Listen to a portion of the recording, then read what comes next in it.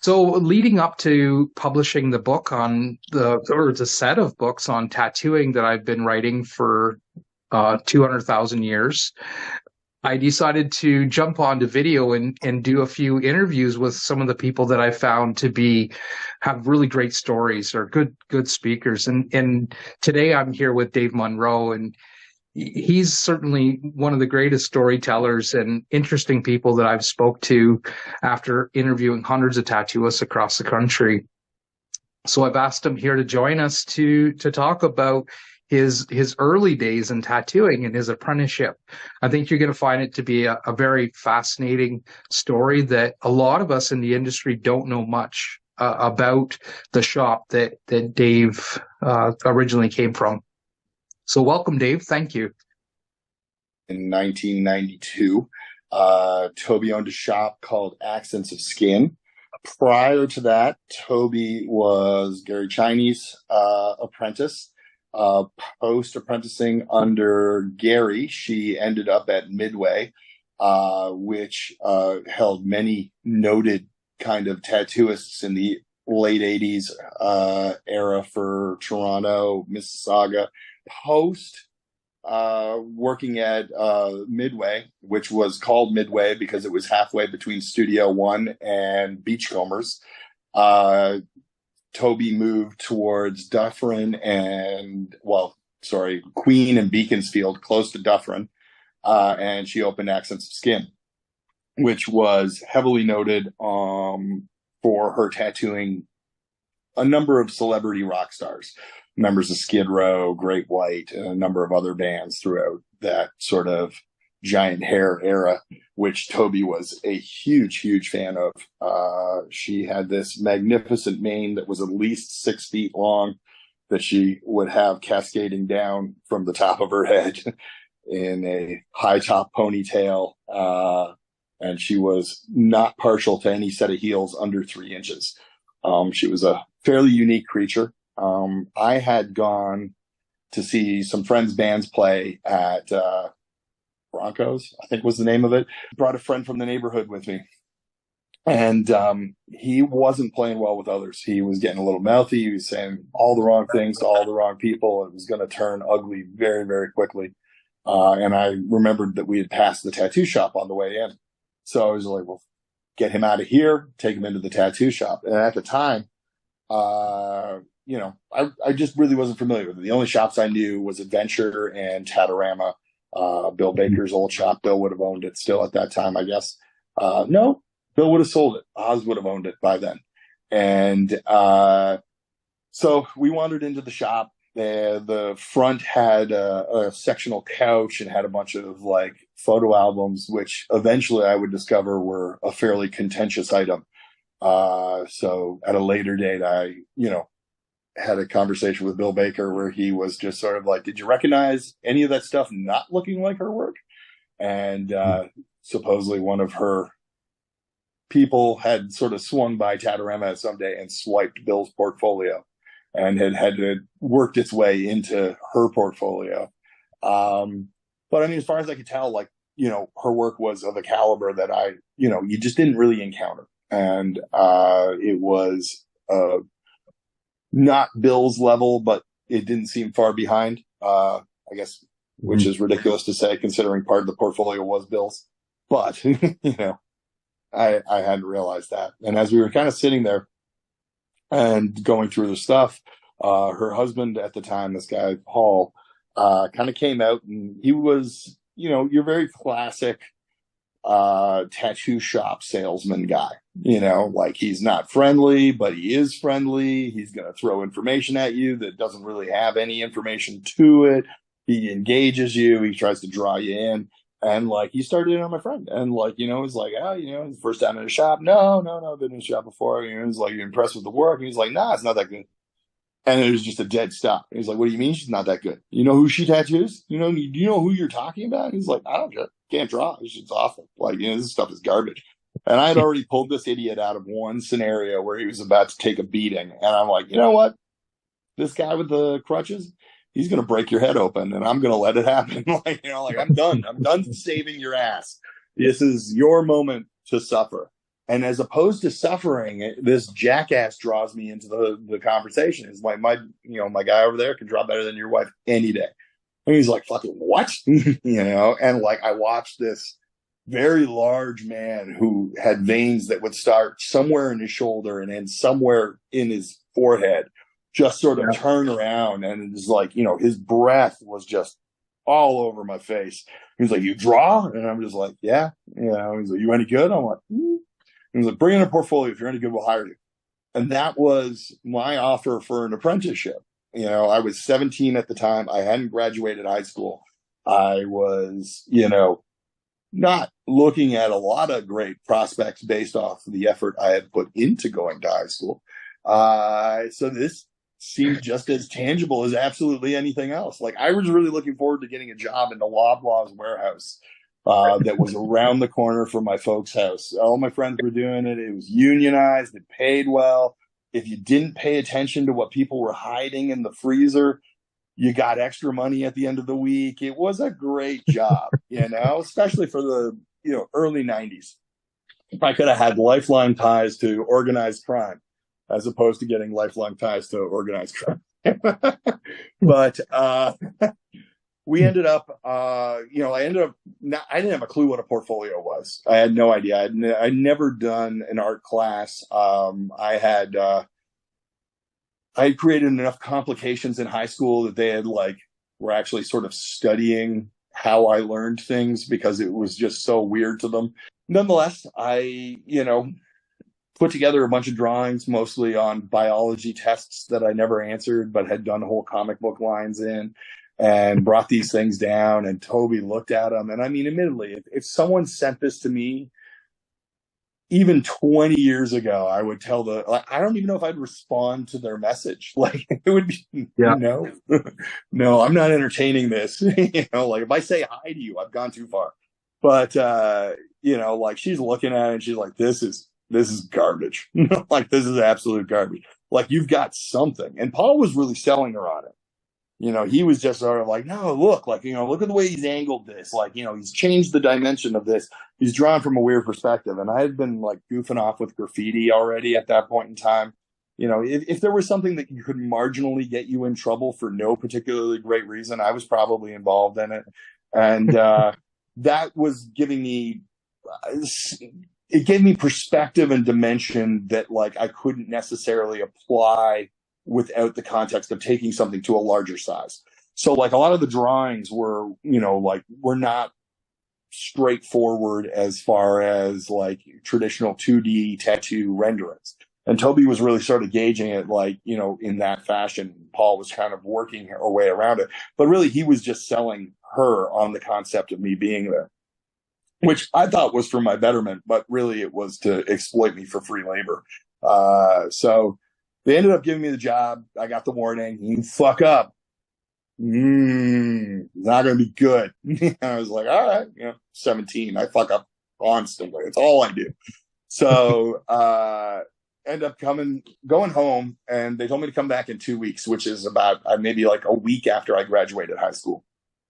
And, the reality hit me that I don't even know when this is open. I don't know when the store's open. I don't want to call because then I would show that I wasn't showing any forethought into this process. So I was like, all right, well, they open at noonish. But if they're open at noon, she's got to do drawings. She's got to be there beforehand. I got to be there to help with whatever the hell that means. And they'd definitely be there by 11. But if they're there for 11, what if you got a lot of drawings to do? What are you going to show up at 10? So I ended up getting there for 8:30 in the morning, 9 in the morning. And at the time I was living in Mississauga, it was 2.5 hours of travel to get to that location. And so I'm just sitting on the front stoop. There was a Korean convenience store next door to it. And the woman who was operating is setting out the flowers in the morning, and she's staring at me and every time she'd bring out a couple flowers, put them down, look at me, kind of shake her head, walk away, and come back out, put out some more flowers. And finally she's just like, you getting tattooed today? And I was like, no, I start work here today. And she's like, do you?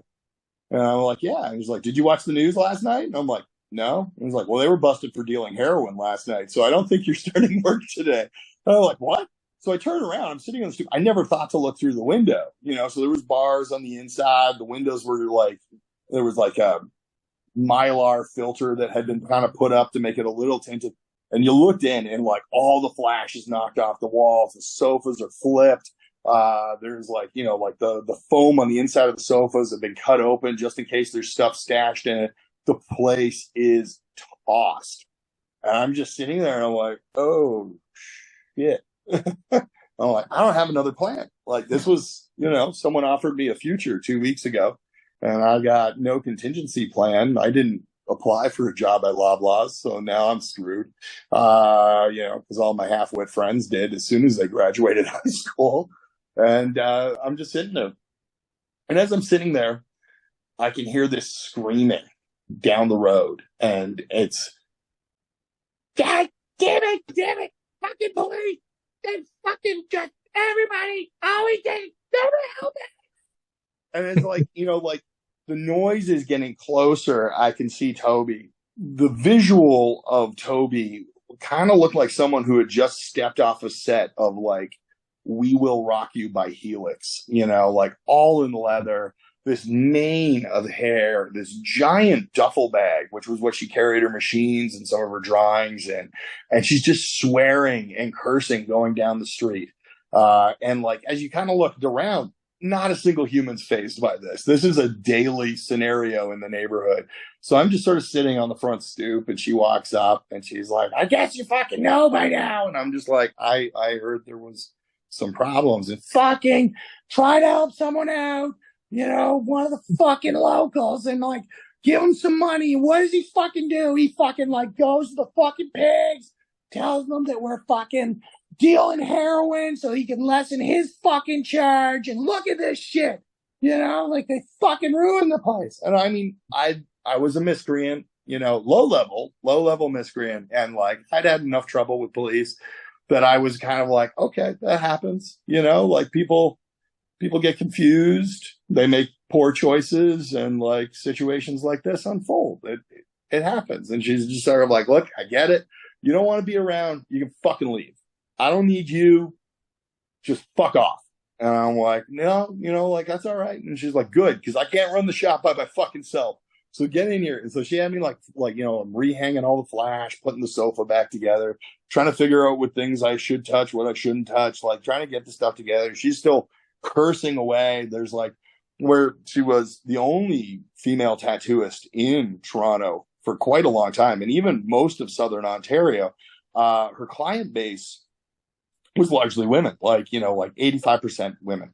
But it was also very heavily business oriented women. So you weren't sort of seeing the locals that you would see in that neighborhood. And most of them were always out of sorts once they were down there, you know, like if they could check on their car 15 times in 1 minute, they were, because like someone might be leaning on it. Like you never know if there's going to be a handprint. They won't come off the paint job, you know, like it was a very different dynamic. So like, you know, the woman that had come in just post this for her appointment, like was ill prepared for the conversation she was about to get, as like Toby laid out the scenario of having the police, you know, kick in the front door and like, you know, take over. And that was day one. That was the beginning. It didn't seem as ominous at the time. Paul would call constantly, and I didn't fully understand that he had access to a phone. And like she had sort of like, he was dealing with a hip infection at the time that involved basically an open wound to leach it. And so that's why he was on crutches and, you know, usually not moving around the best. And, you know, she had told me that since he had been picked up by the police due to a prior during this arrest, that he ended up in the hospital. He was in the hospital. It just happened to be a prison infirmary, and I didn't know it. So it wasn't until about like, you know, 6 months later then Paul kind of surfaced. And I talked to this guy easily 2-3 hours a day. That he came through the door, and I discovered just how bad everything actually was. Because like when he came through the door, I was like, "Hey, Paul," and he's like, "Shh." and he stumbles his way straight past, like, like the front to the tattoo area, straight to the back. And you just see Toby's head just like, what? Like, and immediately the machines throw down. He's like, what the fuck are you doing? We had to put up the house to get you out, you asshole. We're going to lose everything. And he's like, shut up. Nobody knows. And you're like, oh, fuck. They were dealing heroin. I'm in the middle of this. And all I could think was like, I gotta learn how to tattoo real fast to get the fuck out of here before I go to jail for this. And it wasn't too long after he surfaced that like a couple of, I guess, the older friends would kind of pull up, hop out of the car with like a newspaper under their arm, and then wander in, leave without the newspaper. And I'm just like, oh my God, I'm going to jail for a Class A felony. This is so bad. But yeah, that was my beginning and introduction into tattooing. When I was working through your profile, the ending of this, your parting ways with Toby, was pretty fascinating. So you decide that you're going to quit, and how does that go down? I guess I had never really dealt with a classic abusive situation. I had definitely gone through some crap as a kid, and I didn't ever deal with the person who builds you up to knock you down. I hadn't encountered that. And like Paul had really sort of, he was such an aggressive personality type that he had really sort of worked his way inside my psyche. And I literally got twitchy, to a point that I was twitchy when he was around. Like, just, I was second guessing everything. It didn't matter what I was doing. If I was like putting a book on a shelf, I was worried that I fucked it up. It was a very intense time period, and like things were spiraling out of control horribly. So Toby had finished up a tattoo, spilled a bunch of ink on the ground, and they had the old sticky tack, black and white floors. So like, they stained very easily, especially after you've been running over it with like a rolling chair or anything like that. So there's like kind of grooves, and like I was like mopping up the ink, and Paul walks in and he's just like, what the fuck are you doing? And I'm like, what? And he's like, how long you fucking been here? And I'm like, why? And he's just like, you call that fucking clean? Is that fucking clean? You don't know how to fucking clean? You don't fucking know shit. And like this guy tosses the crutches away, like, which was his like go-to in any scenario. You want to punctuate a sentence, throw a fucking crutch at it, like just end anything with a crutch flying in a direction. And like, so he hits the floor, and he's grabbed a toothbrush and like soap, and he's just like, that's how you fucking clean a floor, you idiot. And he's scrubbing away, and I'm standing there just like, God, what am I doing in here? And I look down, and he's bright red, and the veins are just protruding everywhere. But then he's not really red. Like, his lips are purple. And then he's kind of this weird bluish color. And he's gasping, and his left hand goes up, and he grabs at his heart. And I'm like, fuck, he's having a heart attack. So I grab the phone, and he looks at me. He's like, what are you fucking doing? And I was like, I'm calling an ambulance. He's like, you put that fucking phone down, or I'll fucking kill you. And I was like, what? He's like, put the phone down. If an ambulance comes, they know I'm not in the fucking house, and I'm going back to jail, and this is all fucking over. Put it fucking down. And I sat back in my chair. Anyway, he hits the floor like a fish out of water, and the color starts coming back to his face, and he's shaking out his hand. And all I think to myself is, this prick's gonna fucking live. And I'm so bummed. Like, I'm so bummed. And I walked out at the end of my shift, and I realized that I was literally just excited to watch a human being die in front of me. Ended up going back to my girlfriend's at the time's place. Lots of reflection on the way, and I was like, I gotta quit. Like, there's no other option. I have to leave this. I can't be that human being. And I phoned up, and I was like, look, like, it was a very classic apprenticeship. I wasn't getting paid. I was already tattooing. They were taking like 50% of that. But like, my income was my knowledge base that I was learning. So I told them I ran out of money. And like, Paul was just like, all right, okay, that happens. Like, you go get a job, second job, you paint. You sell some paintings. You do whatever you need. You need to get back in here. When you finish this up, like, honestly, the whole shop's going to be yours. Toby needs to move to the States anyways. Like, there's more money. We're going to Arizona. All this is yours.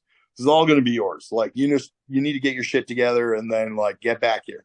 And in my head, like, not a fucking hope in hell. No, never. No, I'm not. No. And I was like, all right, I got to get my stuff because it's everything I own. All the money that I ever had, I'd lost into the process of apprenticing and buying equipment. That's it. That's all I've got. And I really didn't plan on continuing tattooing. Like, this had pretty much let me know that this was not my world. And I knew their son Danny was going to a school that was across the city. Paul would usually have to leave at like 1:00 to pick him up, and he'd be gone for hours. He wouldn't make it back till 5 after he had picked him up. And I thought, well, if I go in on Monday, he's going to expect me to show up. So I'll leave it. I'll leave it till Wednesday. I'll come on Wednesday. So I get to the shop and, like, you know, I'm expecting the riot act, like totally expecting to get chewed out. And I go in, Toby's tattooing. She's like, oh, you're fucking showing your face in here. I can't believe you do this to me. You're fucking all my fucking time wasted on a fucking piece of shit like you. And, like, just, you know, chewing me out, made me feel bad. And part of me is like, I don't fucking care. You know, like, I've witnessed too much garbage in this scenario for me to really be that bothered by not following through on this. I'm still young. Like, you know, like, I turned 18 now. Like, you know, the world was my oyster. So she had everything already boxed up. She already knew I was going to come for it. So it was all set up in a box. So that was set on my workstation. Took a peek in just to make sure my shit was in there. Pick up the box, walk out of the tattoo area, which would open right up into the sort of the waiting area with a sectional couch, which is a beeline to the door. And the door just swings open and there's Paul and Danny. And Paul's just sort of like, you thought you wouldn't have to talk to me because I'd have to get the kid. And I was like, yep.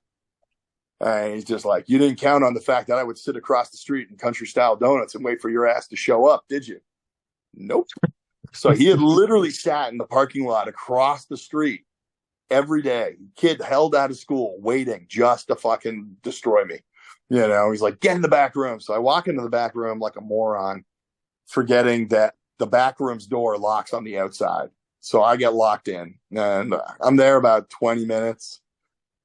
It felt like forever. And I really didn't know what the fuck's going on. Like, I'm sitting with my back to a wall, you know, like, just in case someone's kind of try to do something to my kidneys, like, you know, like, everything's in front of me, you know, and then I have the box in front of me because it's got some weight. I can, like, hit somebody with that if I have to. And Paul walks in and he walks in with one of the guys that would do regular deliveries to the shop. And he sits down directly across from me and he takes a gun out of his coat, puts it on the table in front of me. And Paul was like, you know who he is? I'm like, yeah. And he's like, you know why he's here? I'm like, no. He's here to ID you. If I ever hear that you're in another tattoo shop, he's going to show up and he's going to shoot you. And I, for all intents and purposes, you know, had no reason to believe that wouldn't happen. You know, like, I mean, what's this guy got to lose? Like, you know, like, I was already aware that, like, hey, he's been busted for dealing heroin now twice. And that he's just out of jail and he's got a heart going. Like, he's not planning on living through this scenario, which oddly he did. You know, this is really, they felt pretty fucking real. And oddly, there's been a few incidents in my life where guns have been pulled on me. And oddly, I've never handled this properly. And what he was really trying to do was scare me out of my equipment. And he's just like, well, you know, you're not going to be tattooing because you know you're not going to be tattooing. So leave your box. And I was like, no, that's all. That's everything. That's all my money right there on that table. And I mean, admittedly, there was probably 10 people I could have sold that to in Toronto at the time. You know, like, odds are someone in a shop probably wouldn't touch it, especially if my name was connected to it and connected to Toby. They wouldn't touch it, but I'd have to find some sketchy person to purchase it. So I really, like, moving that stuff was not going to be easy either. And I was like, I'm not letting it go. You know, and he went to touch the box and I just kind of pulled it in. So it's just right in front of me. And he's like, well, leave her a couple of machines then. I'm like, no, I'm not leaving anything. And he's like, are you serious? And I'm like, yeah, I'm serious. I'm not leaving. You're not getting a fucking thing. It's not happening. And I picked up the wings, my box, and I walked to the door. It was open, walked out, got about a half a block before I started fucking puking, like just shaking, sweat pouring off my body. Like the whole realization that all of this had just transpired. Like I was not mentally prepared. Like, what are you doing on a Wednesday? Well, some lunatic's going to point a gun at me, try to rob me of everything I own and what little knowledge base I'd actually acquired, in a very short period of an apprenticeship. And, sat down, realized that they weren't behind me, because that was the next thought, was like, I'm just going to hit this alley. And all I hear was like, pop, pop, like got to the subway, went home, and I was just like, fuck. No. So, ironically, as a carryover in that story, I started getting tattooed at Tattoo by Oz. And like at the time, it was Oz, Scott McEwen, Shane Faulkner, and Mike LeDrew was working the door. And I would go down on Saturdays, get tattooed. I was working at a construction site at the time doing night security. So I would just roll in. Saturdays were first comes, first served. So I'd roll in on the Saturday morning, snag first spot, get tattooed. And I remember I was sitting in there one day getting tattooed, and Mike came out to the back, and he's just like, hey, there's someone on the phone for you. And I'm like, that's weird. I get on the phone, and all I hear is like, come to the fucking front window. I'm like, what? He's like, it's Paul. Come to the fucking front window. And I'm like, you gotta be kidding me. And like, he's across the street in his car, and he's pointing at me, and he's like, I fucking told you what would happen if I found out you were tattooing in another shop. And I'm like, dude, I'm bleeding. I'm getting tattooed. I don't work here. And he's like, you fucking say whatever the fuck you want, but I'm fucking coming for you. And I'm like, you gotta be fucking kidding me. And he's like, no, fuck you. And like, I know where you are. And he like, revs the engine and sort of takes off. And I hang up the phone and I look at Mike. And he's just like, what the fuck was that? And I was just like, that was fucking Paul Martin. He's coming back to kill me. And he's like, fuck off. And Oz is like, just by me. He's fucking said what? And like, Oz is out the front fucking door, like standing in the middle of fucking Bloor Street, just giving him the finger. He's like, fuck that guy. He's like, he fucking comes back. Don't you fucking worry about it. We got it. We'll take care of this. And I'm just like, but I'm not tattooing. Like, I'm getting tattooed. I've fucking walked away from this. Like, I don't even, fuck it, man. Like, I don't even know what to say. And ironically, he accidentally, 2 years after that, he almost killed me by accident. So like I was driving on Lakeshore late one night, and some fucking lunatic decided to try and pass in the oncoming traffic line. Like he just zigzagged around people. And just as he almost hits me and I pull to the side, it was fucking Paul. Like complete, what's the odds? Like I'd recognize that horrible hair and those stupid veins anywhere. And I was like, God damn it, this motherfucker will not leave my life alone. But that was it. That was my exit from tattooing. And it was 4 years after that I finally kind of came back in.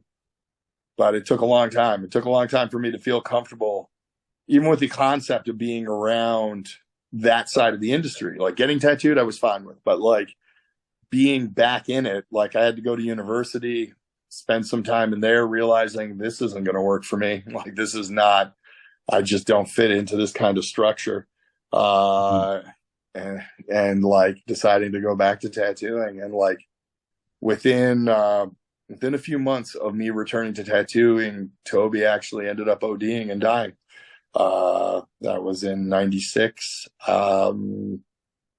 early summer. I'm not going to remember which month off the top of my head, but yeah, pretty wild. Well, that's an incredible story, Dave. I really appreciate you jumping on to Zoom here and sharing that with us. I'm sure people are just going to be slid down their seats. Yeah, those followed immediately by like, yeah, so I brought in a portfolio, and the guy said $5,000, and I started tattooing. Yeah, like if there's anybody out there that has a better story than that, and I haven't interviewed you, I want to pay you $100 just to do it. Shit, I just discovered how to not do things for free, didn't I? Yeah, there you go. Anyways, it was such a great story, and if you found that story fascinating, wait till you read the book and you see the rest of his story. Dave's a pretty cool guy. he has a lot to say, and it's pretty interesting to listen to. Again, thank you so much, Dave, for coming on and doing this. No, not a problem. Thanks for putting all this together, Ned. I'm really looking forward to the book. Yeah, me too. It's been a blast to get back. It's been a spell. It's been a while. It's been a long time, and I just finally kind of got the gumption. It's time to do it. I'm glad I waited. Some of the people that I couldn't get a hold of, I couldn't get a second with, I can get a couple hours with now. It just seems like it's a good time to make this book happen and, bring a little love into this industry and connect us all. And, it's interesting when you learn somebody's story, you feel a little more connected to them. So, yeah. Oh, definitely. It's, either the industry has changed so dynamically, and it is, it's never stopped being interesting, which is kind of a fascinating thing. But so many elements of it bordered on folklore, and then you actually meet the people and you're like, nope, that was all real. That's wild. I know, right? It's just so many unique opportunities followed up by even more bizarre ideas on how to handle them. Yeah, 100%.